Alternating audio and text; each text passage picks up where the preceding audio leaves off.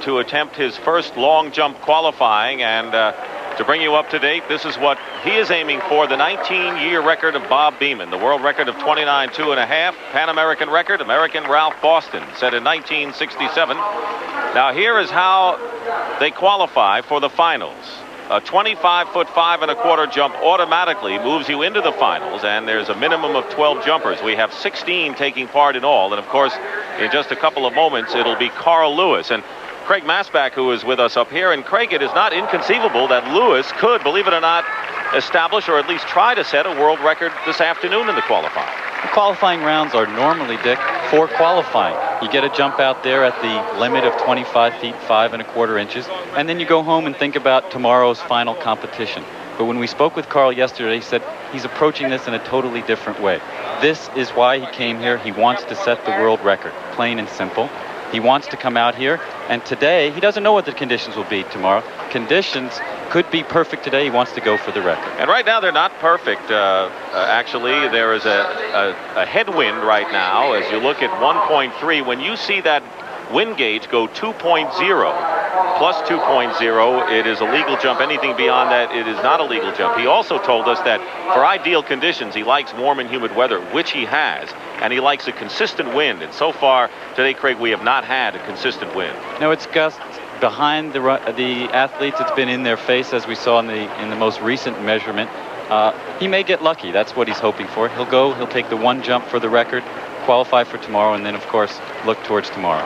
And, of course, the media attention is vast here. This is the group of photographers that are sitting and standing beyond the pit, and they're looking down at that runway. And speaking about the runway, it, of course, is one that Carl Lewis loves. He's never been under 28 feet on this runway, and Brent talked about the foul in 82 and where he might have been jumping 30 feet, although they don't really measure a foul jump.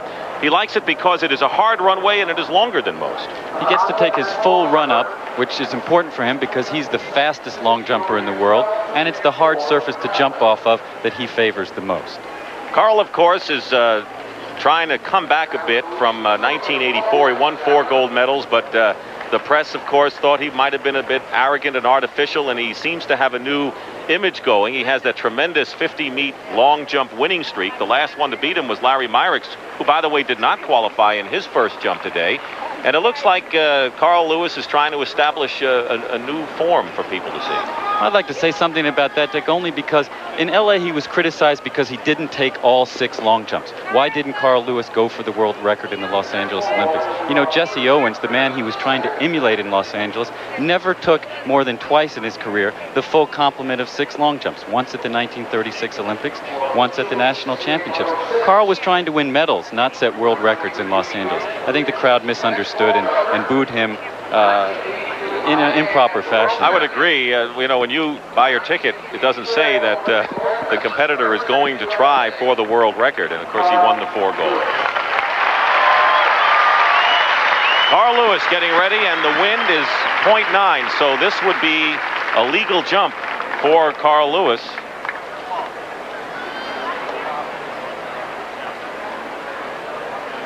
Sister and mother. And, of course, many of you know the story of how hard the death of his father, Bill, took its toll on him. And Carl says that's what he thinks about before he jumps. His father told him, keep jumping, go right out. He jumped the day after his father died. He said, keep jumping and try to be the best in the world at what you do. Carl says that's what motivates him at the end of the runway.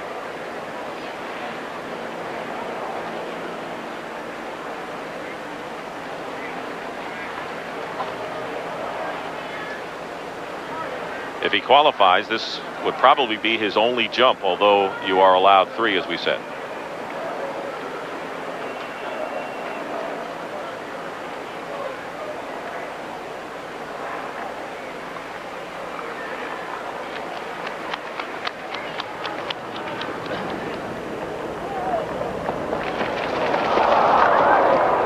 Like what he saw in a foul.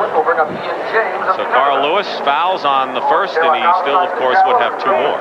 Well, the wind was in his face. The wind gauge reads minus 2.0, meaning the wind was in his face. That throws his steps off completely. He has measured it scientifically to know that he will reach the board at his maximum speed. Can't do that when the wind is in your face. And this is the inconsistent wind that Carl talked about. He doesn't like it this way, and so Carl Lewis fouls. He does not like the wind conditions, which changed dramatically, as you saw. Carl Lewis will be jumping again in a little while. He felt that the wind blew up into his face, and Larry Myrick's gave that information to Irv Cross down on the field on the first jump, and so Lewis, who has one jumper ahead of him, fouled. The wind has played tricks all day, and we might have even had a crosswind. And right now, there is a headwind at this moment, Greg. Of almost 5 miles per hour, Dick, which is not difficult for Lewis, I wouldn't think, to qualify, to get the 25-foot jump that he would need to qualify. But Carl Lewis doesn't accept simple 25-foot jumps. As you pointed out, he's never jumped less than 28 feet on this runway. There have only been 52 jumps in history, 28 feet or longer. He's done 36 of them. That's pretty impressive. Larry Myrick's, by the way, the other American in this event, did qualify on his second jump. So Myrick's, who a lot of people thought might even push Carl to greater heights.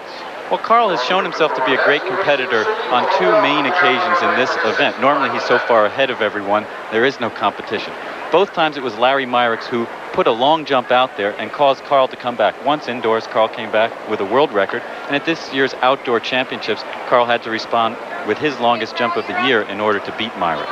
And of course, as we said, Myrick's was the last jumper to beat Carl Lewis. Lewis, with a streak of 50 consecutive triumphs in the long jump, lost to Myrick's indoors back in February of 1981. But Carl is getting set now for his second attempt.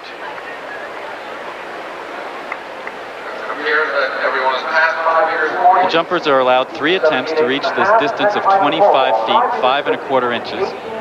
12 people will qualify for the final tomorrow. And it's important also for our viewers who may not be familiar with this event to know that when you land, it's the it's the farthest point to the back or to the block that you jump that it's measured in, not necessarily the front. Now, if you put your hand down, for example, when you land and it's behind your feet, which is usually the point closest to the takeoff board, then that in fact is where they measure from.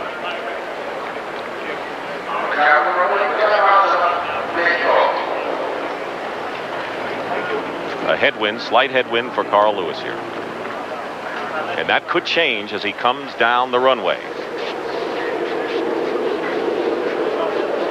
Athletes in the field events are very sensitive to the wind. The pole vaulters, the high jumpers, and the long jumpers often will wait on the end of the runway until they feel the wind shift on a day like this, then they take off. Lewis's second jump. He's entitled to 3 to qualify for the final.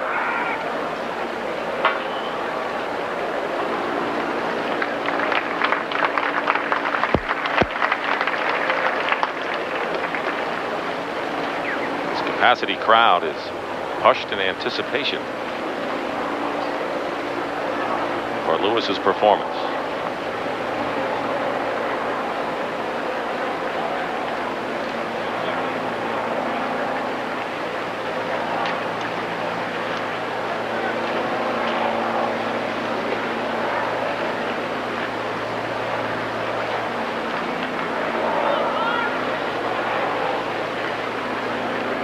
Each jumper is entitled to 3 minutes to get ready, and Carl said he prefers to take about a minute. He usually steps right out there and runs. This is all accounted for by the wind, I think, here. As you see, he has only a minute left now. He's waiting until the wind is still, which he thinks are the best conditions for jumping, or, of course, a wind at his back.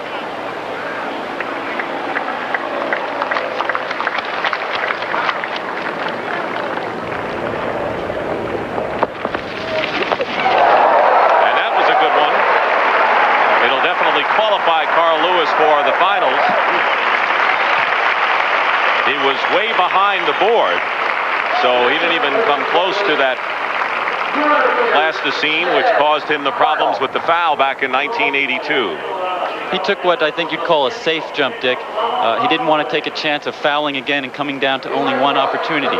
His speed was very good early on, but his steps were off because the wind was in his face again. And when he took off, he was clearly behind the board. He reached out well, but he really was nowhere near his normal level. Look at the concentration on his face. At the same time, he's very relaxed. You could see he stuttered his step just before he took off. It really looked like what they call a pop jump. And the 8.06 in meters translates into 26.5 1/2 inches. That's nowhere near the Pan Am record, but it qualifies Carl Lewis. All right, Irv, thank you very much. Carl Lewis looking for that 30-foot barrier. What is that all about? We'll discuss it when we come back to track and field in just a moment. The competition will start shortly in the men's long jump, and Carl Lewis will be the focus of everyone in the sold-out stadium as he tries to better Bob Beeman's world long jump record. 19 years ago, Bob Beeman set the record in the 1968 Mexico City Olympics, 29 feet 2.5 inches, and Lewis likes the runway here. He hopes to do it. But what is going to be of paramount interest here, Craig Masbach, will be the wind conditions. That really is the key here. World records are difficult to set in track and field. You need almost ideal conditions, and I believe certainly that Carl can set the record, but the wind was a problem all day yesterday. He told us the most important thing in setting the record would be a good, consistent wind. He'd prefer no wind at all, but if it was going to be a wind, it should be at his back and consistent. We had swirling winds yesterday. And they bothered Carl. In fact, yesterday, let's go back to the qualification. Carl Lewis did not qualify in his first attempt, and then he did on the second, although he claimed that the conditions were even worse this time around. He got halfway down the runway, Dick, and the wind came right into his face. He was 8 to 10 inches short of the board, and it was all his athletic ability was needed to stretch out to 26 feet. Now, there's another fine American long jumper here in Larry Myrickx, who could conceivably press Carl today. Well, Larry's the last person to beat Carl Lewis. Carl has won 50 straight since then. Myrickx was in the 1976 Olympics when Lewis was still in high school. A great veteran who's having his best season ever. Could you imagine trying to jump 30 feet? And you imagine what is 30 feet? Well, Irv Cross will tell us more as soon as we take a look at the final jump list. And Jaime Jefferson of Cuba is another possible threat in the competition here as you look at the field. And on the second page, Carl Lewis and Larry Myrickx represent the United States. But to get a better look at what 30 feet might be, right now let's go down to the field and Irv Cross. Irv?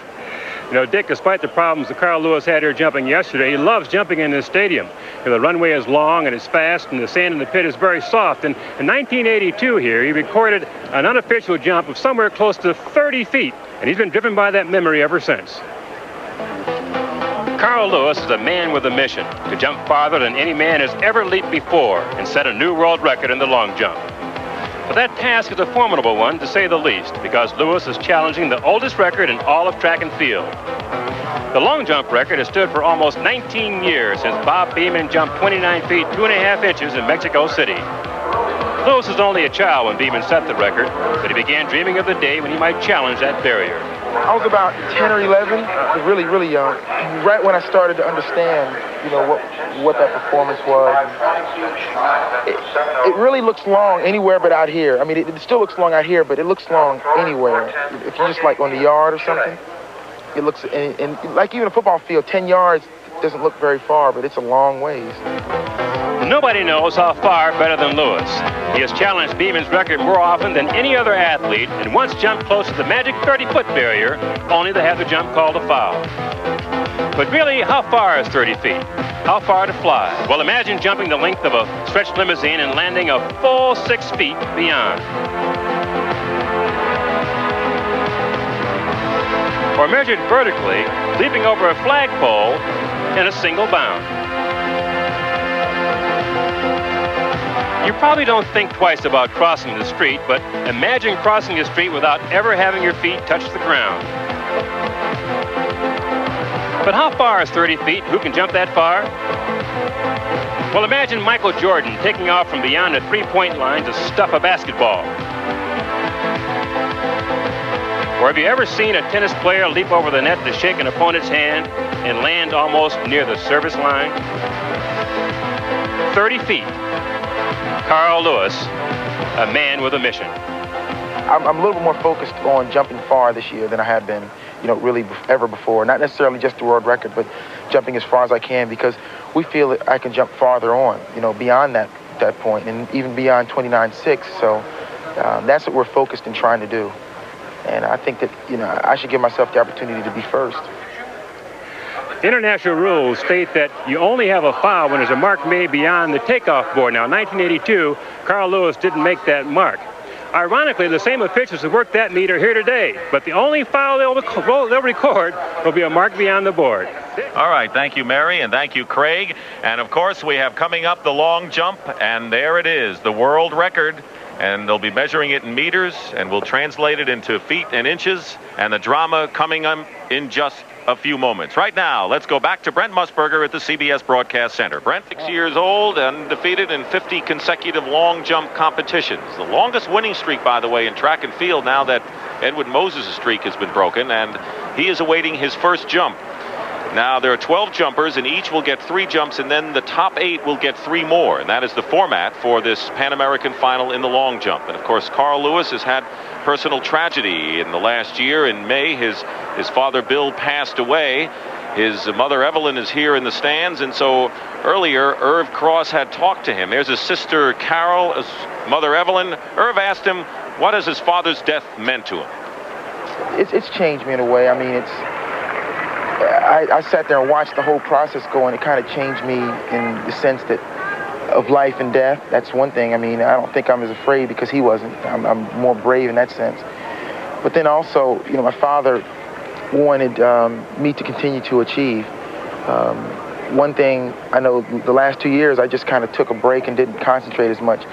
And down towards the end, I found out that he really wanted me to come back and be the best again.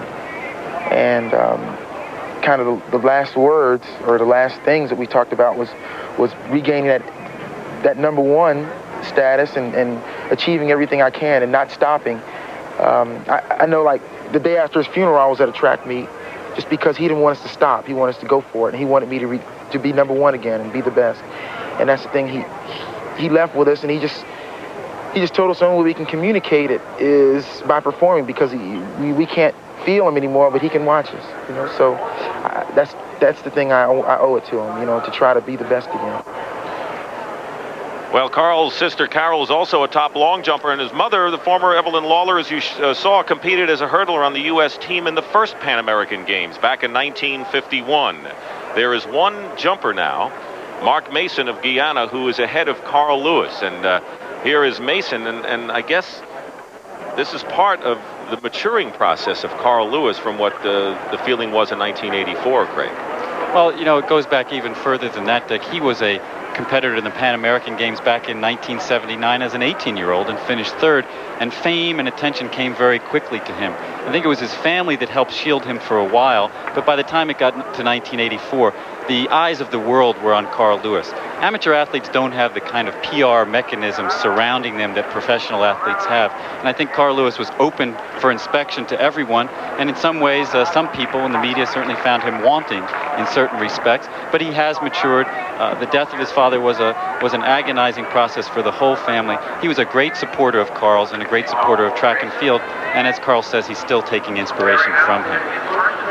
And speaking of that inspiration, Carl is getting ready now for his first jump, and he plans to take all 6 unless, of course, he establishes the world record early. And I guess it's kind of unusual to declare a goal to break a world record, isn't it, before you do it? I mean, most of these things come as a surprise as we take a look at the wind gauge, and that is somewhat of a headwind that Carl faces right now, but that can change.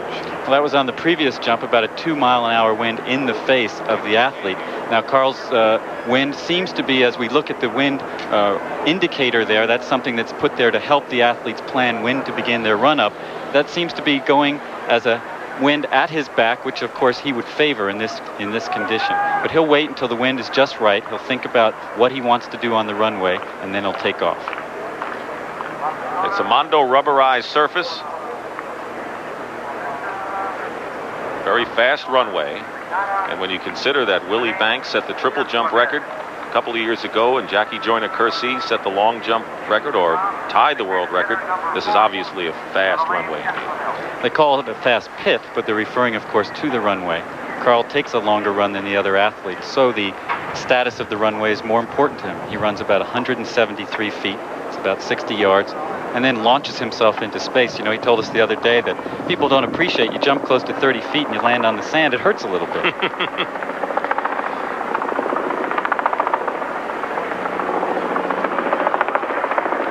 Here he comes.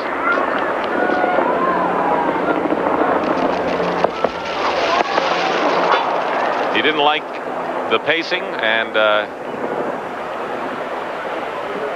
his first jump goes by the board, so to speak.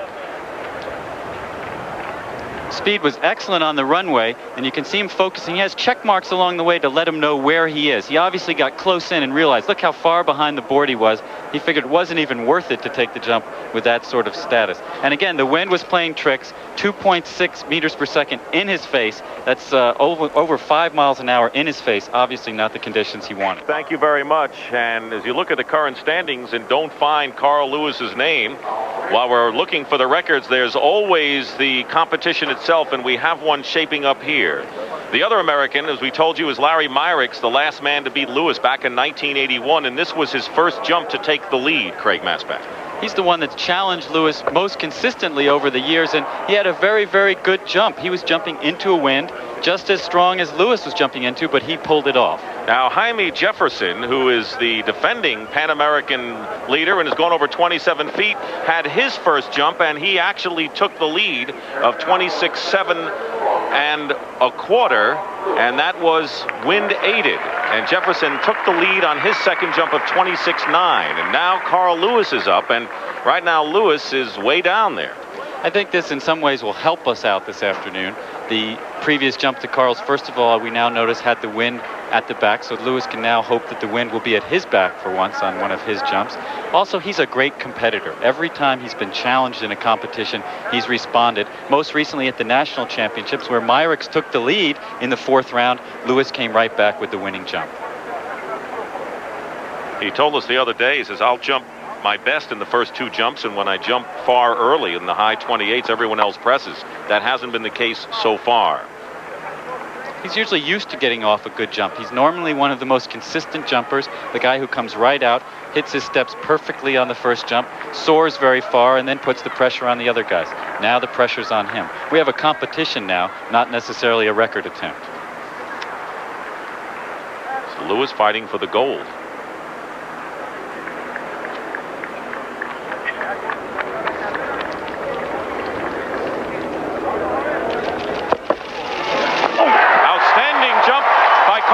And he knew it.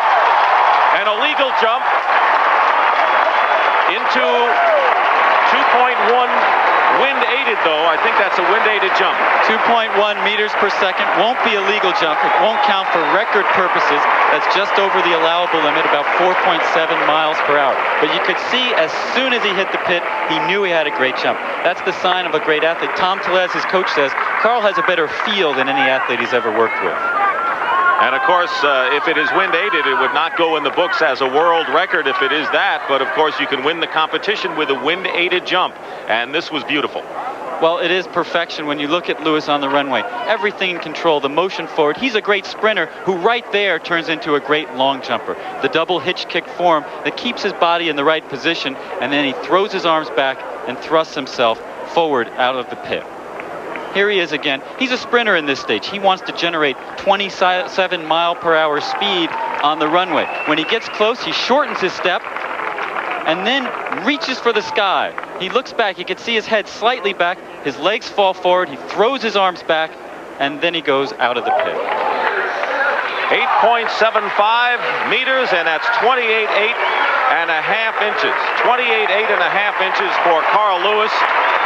It certainly gives him the lead right now on a fine jump, although it is wind aided. It is the 8th longest jump in history. So as we take a look at the standings during the second, Carl Lewis has taken the lead. The 8th longest jump ever has given him the lead in the current standings in the men's long jump. Jaime Jefferson of Cuba is second, and the other American, Larry Myrick, is third.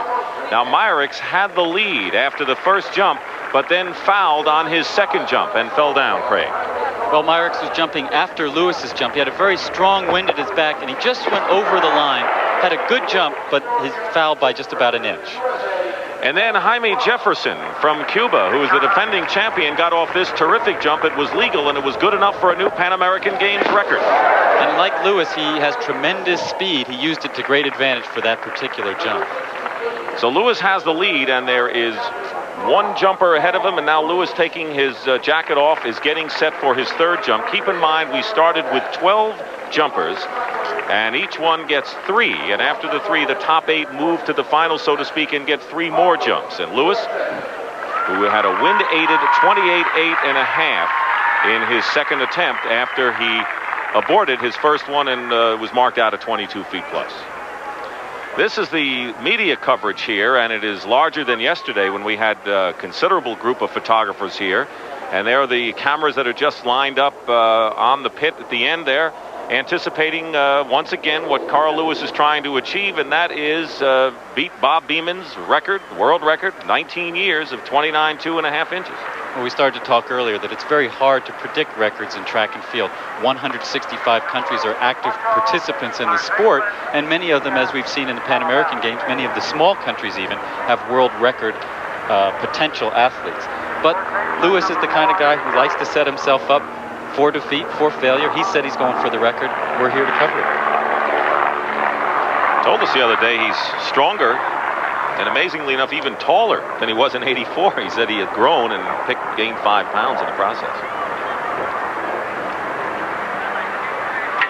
We will also see Carl Lewis anchoring the 4x100 men's relay, which is going to be coming up in a little while. So Lewis, concentrating on the long jump, knows he also has the relay to run shortly. I'm sure he's trying to block thoughts of running that anchor leg on the relay out of his mind now. He wants to take this jump, then he'll go hand off some batons with his teammates to warm up for that relay, run the relay, and then take his next jump. It's amazing that Lewis, one of the most celebrated track stars ever with the 4 gold medals in the '84 Olympics, owns no individual world record. So this obviously would mean a lot to him.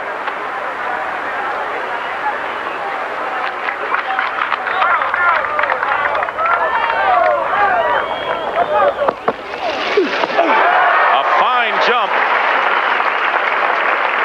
And it is a fair jump, and it is a legal jump.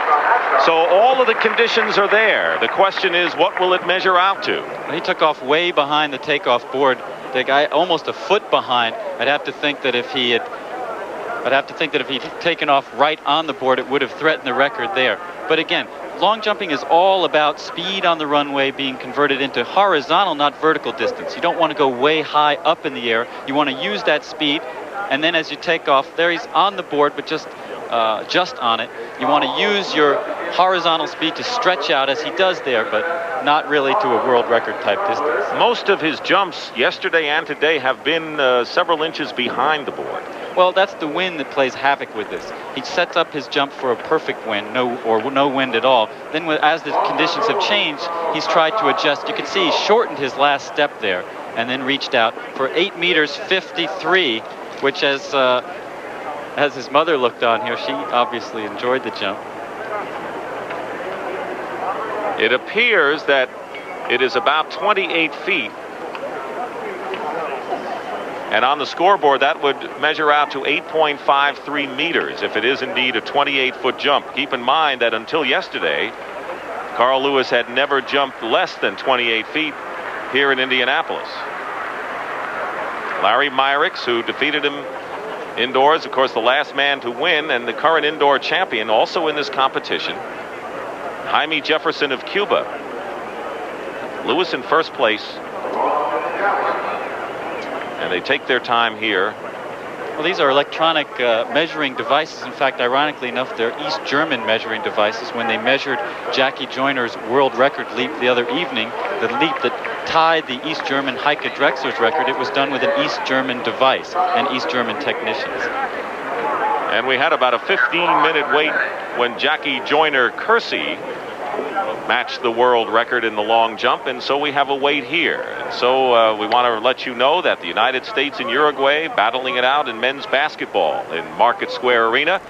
And just to tell you that it was a 28-foot leap for Carl Lewis, and it is a new Pan American record, breaking Jaime Jefferson's jump just before. So Lewis has taken the lead. He has had the lead. He has a new Pan American record and a lot more coming up, including basketball, when we return to the Pan American Games. He is in first place right now, and prior to that had the 8th longest jump ever, but it was wind aided. We have a medal ceremony going on right now. The national anthem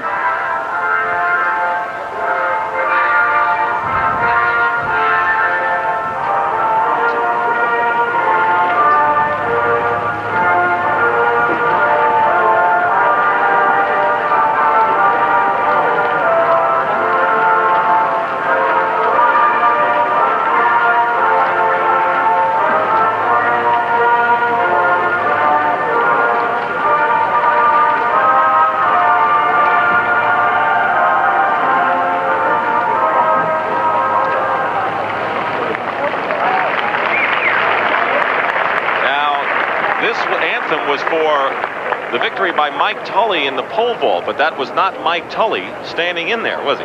Tully probably headed off to Europe for some of the big meets over there. They had a stand-in in the ceremony. All right. Well, sometimes stand-ins come in and they end up playing Broadway for years and years. Anyway, here's Carl Lewis into a headwind right now, but that could change. And don't forget, Lewis, right after this jump, will get set to anchor the men's 4x100 relay. Well, he's done this before in the World Championships in 1983. He actually had to run from the long jump, anchor the team to a world record in the 4x1, and then return to win the long jump. So it's not an uncommon situation for him. All right, Lewis with his fourth jump. He is in first place. Jefferson of Cuba is second, and Myrick's of the United States is in third. Not an ideal condition for Carl's concentration, but he seems to have it together now.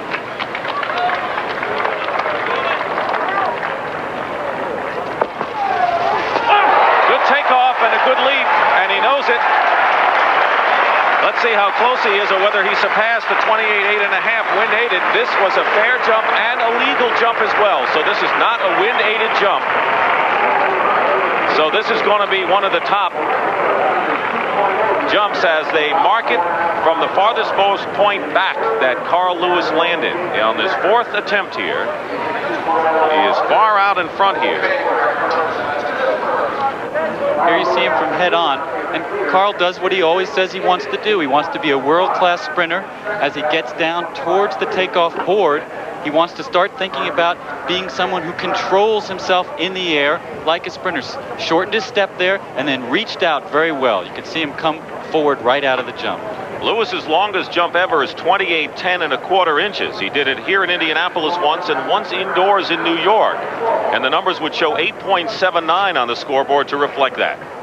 Right there, you see him stamp his foot down to shorten, and then he jumps well off the board.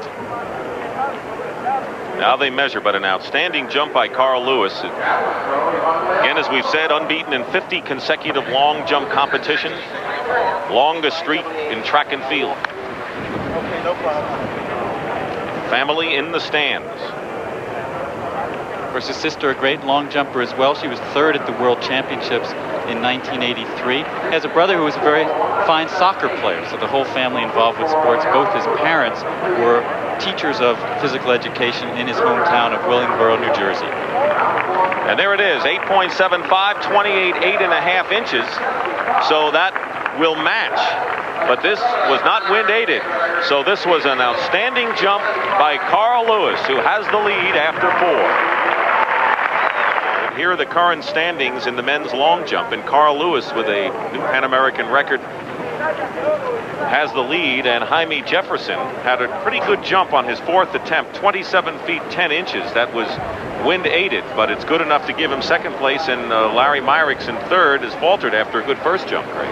Well, Myrick's actually rode a great wind for his best jump also in the fourth round, so he knows that he's still jumping well, but it's getting late for him to start having those 28-foot jumps. He usually has his best jumps earlier in the competition. So now Carl has 2 more jumps.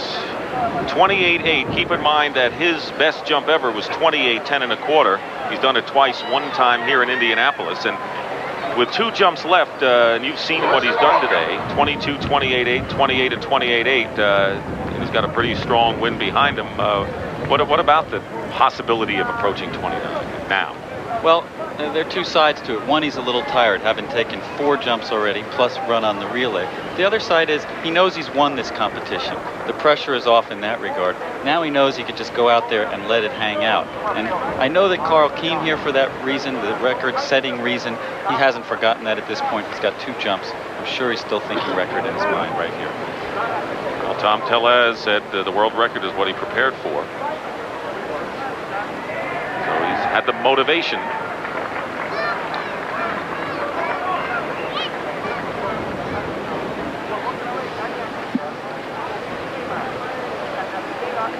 Carl is already thinking ahead a little bit towards next year, says he wants to match his 4 gold medals of 1984. And then he says he's going to run a couple more years, maybe start running the 400 a little bit. And retirement looms at some point, and He says when you start thinking of retirement, these kinds of events mean more to you. The wind conditions are not good for him right now.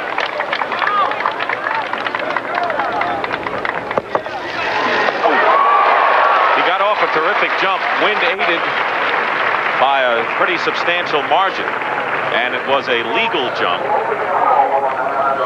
It's about 8-mile-per-hour wind, which is over the allowable 4.5 miles per hour. And Carl says, how do you do the long jump? How do you beat Carl Lewis? He says you got to have a lot of aggression as you run towards the board. The board is only 8 inches wide, and we'll see here he actually goes behind the board, so he's losing 8 inches immediately on his jump. Then you got to run as if you're running off a cliff. Well, unfortunately, here we see again another angle. Carl, good speed on the runway, but he stutters a little bit at the end, takes off behind the board, and then stretches out well, but 8 meters 68. And that's 28.5 3/4 inches, so that is his third best jump. Meanwhile, Jaime Jefferson, who at this point is in third place in the men's long jump, is attempting his 6th and final jump. His best today was 27 feet 10 inches. It was wind aided, and this is his last attempt to move into second place. He's been close to his personal best of 27.10 1/4 with that last jump, or jump two jumps ago. He's been very strong all day, and Jefferson's a veteran competitor. He's a great sprinter like Lewis, and he's got a chance to ride this very strong wind. The winds are now gusting up to about 10 miles per hour. If he can ride one of those winds, he can take off and really have a great jump. Keep in mind that the wind would affect any records, but it doesn't affect the distance in the competition. No, there's certainly cases where the wind has even shifted dramatically during a competition where the first guy to jump had the wind at his back and won on that first jump.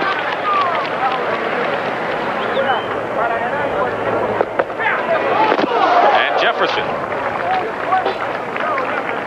And that is a fair jump. And the wind was died down, so that was a legal jump, we think. It says 1.2 on the wind gauge. Well, and because the wind was not strong, suddenly it dropped to about 2 miles per hour. That's why he started off from behind the board. And you'll see as he comes down very, very strong, he'll step right on the board just at the start of it, probably loses about 6 or 7 inches with that effort. All right, that was Jefferson's last jump. We still have Lewis to come. Myrick's is in second right now as we see the time of 8:51, the distance 27 feet 11 inches. That may be his all-time best for Jefferson, and he will still remain in third place in the long jump. Is in second, so the United States is 1-2 right now, and Jefferson already has taken his 6 jumps. Lewis has 1 jumper in front of him before he attempts his 6th and final attempt.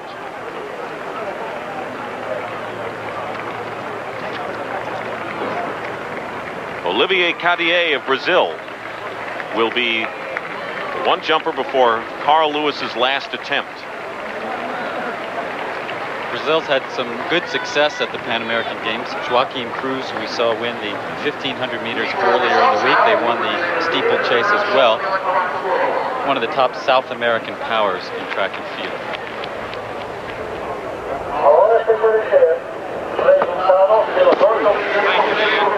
You can see that Cartier just has nowhere near the speed of Myrick or Jefferson or Lewis on the runway.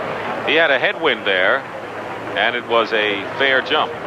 A fair jump, but he just doesn't have the power or the speed. So when he gets to the runway, he can't even execute the same sort of motions in the air as the other jumpers. Craig, while we wait for Carl Lewis for his 6th jump, one man we haven't mentioned is Raymond Pierre, who won the 400 in a tremendous victory, beating Burt Cameron of Jamaica, and maybe a kind of a signal race for this young man who may be coming into his own now. Well, Pierre really was unexpected as far as the 400-meter open race was concerned. We knew that we'd see him in the relay, but he was put on the team at the last moment. He was 5th in our national championships, and we had no other American entrant in that event. Suddenly, they put him in the open 400 against Cameron, the '83 world champion. He came through with a brilliant race. A headwind, slight headwind, that's right this moment, and that probably will change as Carl comes down the runway for his 23 steps, 173 feet. He said he liked the runway because it is longer than most and harder. This is his last chance You know, you mentioned Myrick's in second with that great 28-foot jump. He's finished second to Lewis 13 times during Lewis's 50-meet win streak, so it's not an unaccustomed situation for him. Evelyn, who competed as the hurdler, first Pan Am Games back in '51.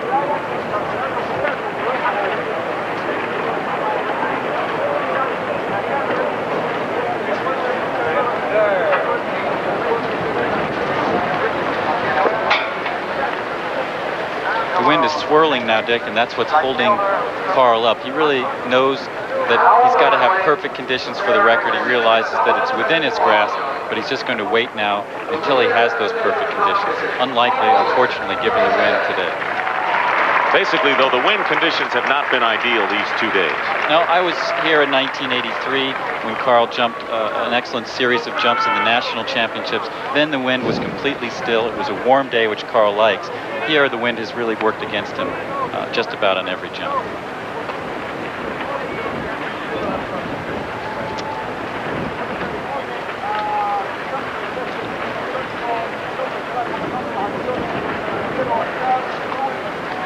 Carl has 3 minutes in which to take each of his jumps. He's got about a minute and a half left. He'll wait until the wind, he feels the wind at his back.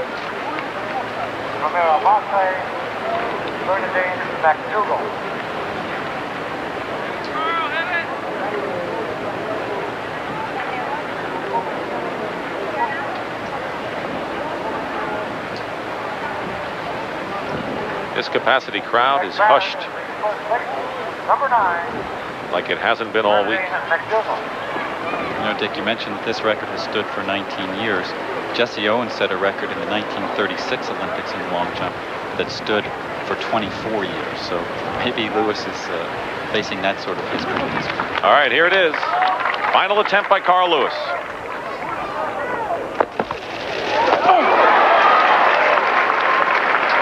Well, he's not going to break Bob Beeman's record today. It was a fair jump and a 4.1 wind-aided jump.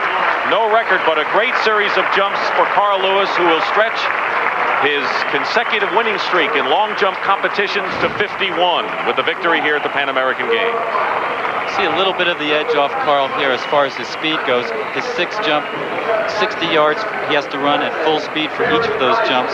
But I tell you, when he got to the board, he was all aggression. He, again, was behind the board. Looked like he lost at least a foot. Had good extension, but he just didn't have the necessary conditions for a record today. And 28.5 3/4 inches for Carl Lewis. That was wind-aided. And Carl's mother knew it wasn't to be. Lewis remains in first place, and the only part of this puzzle that hasn't been filled out is Larry Myrick's, who last jumped at 28 3/4 and has one remaining to try to catch Carl. Let's put things in a little bit of perspective. You know, only 7 men in history have broken 28 feet in the long jump. Carl's now done it 5 times in this one competition. Still a great competition, but neither he nor us are obviously satisfied with the fact that he didn't break the record. Carl Lewis, the leader right now. Myrick's has one more. We'll be back with an interview with Carl Lewis a little later on. Meanwhile, the diving competition has been completed over at the natatorium, and when we come back, it'll be John Neighbor and Phil Boggs who will report. Now, they're here now with it, so let's go to the natatorium. Carl Lewis has won the gold medal, establishing a Pan American Games record in the long jump, although he did not break Bob Beeman's record, which has lasted 19 years and still going. And right now, down on the infield is Carl Lewis with Herb Cross. Herb? Well, Cal, Chris, it's a hot day for sure. I know you worked very hard, but do it all my food. You set the Pan Am record today, but you didn't get the world record you wanted. Was that a disappointment for you? Yeah, Herb, you know, I felt that I could have jumped a little bit farther, but as you know, the wind conditions were still pretty tough. The nice thing about it is that everybody came here and they were very supportive. I won the Pan Am gold, and I still have some other meets to try to get that record. I just saw you give a pair of shoes away to a couple of youngsters here. Why? Well, you know, I like to share a little bit of moment. The people were very nice to me today, so I can get a million pairs, but those kids can't get them, so I'm happy to give them away. Well, could you tell when you walked into the stadium today that conditions were right or not right for a world record effort? Well, when I walked in, the wind was very swirly like it was yesterday. But jumping yesterday helped me jump farther today because I was able to gauge it a little bit better. But after the relay, I was very tired because I ran a hard leg there, and I wasn't able to recover like I wanted to. You had some difficulty getting your steps together. Even though you had some good jumps, you weren't quite on the board the way you wanted to. Why? Well, just like I said, the wind conditions were still difficult. The problem we were having is that the wind would blow at our backs at the beginning of the run and then blow at our face at the board or vice versa. So it makes it difficult, but everybody was able to get in one good jump at least, and I was glad that Larry was able to jump 28 because he deserves it. And I still almost jumped the personal best, so it ended up working out well. Yeah, your coach told me yesterday, he said, you know, world records don't come when you predict it. They come when you least expect it. Right. Now, did you feel that you still had a shot at it today? I did, Irv. I really did. And after the 228-foot-8 jumps, I really felt I was certain I had an opportunity. But, you know, things just didn't work out. And I don't think I'm down yet. It just makes it more suspenseful. Hey, I'm not getting old yet. I can still do it. Keep rooting. Don't give up on me. Oh, no one's giving up on you. But yeah, how do you? What's your timetable though from here though, Carl? The World Games, you know, are coming up at the end of the month. But what else is in your timetable? You're busy doing so many things. Yeah, well, I'm supposed to shoot another film in the fall and then finish working on the album in the fall. And then next year I'm going to clear all that out so I can concentrate on running again. I don't plan to retire for at least a couple of years. So the next 2 years I'm going to concentrate even more on that record. I did more than last year, and I was closer, so we can get it sooner or later. Well, you still have jumped over 28 feet more than anybody in the history of track and field, and we loved every jump. Thanks very much. So, Dick. All right, Irv, thank you very much. We had 6 jumps of 28 feet or more, 5 of them by Carl Lewis and 1 by the silver medalist Larry Meyerings. Right now, let's go back to Brent Musburger at the CBS Broadcast Center.